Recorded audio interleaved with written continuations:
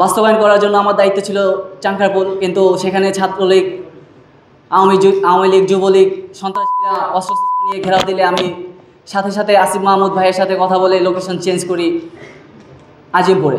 সেখানে যখন আমি পৌঁছাই, আমাকে টার্গেট করে অ্যাটাক করে নির্মমভাবে অত্যাচার চালায় এবং পুলিশের হাতে তুলে দেয়। পুলিশ আমাকে 2 দিন পর্যন্ত গুম করে রাখে, এমনভাবে নির্যাতন চালায় যে আমার একটা পায়ের নখ তুলে ফেলে, আমার হাত পা ফ্র্যাকচার হয়ে যায়, মাথায় গুরুতর জখম হয়।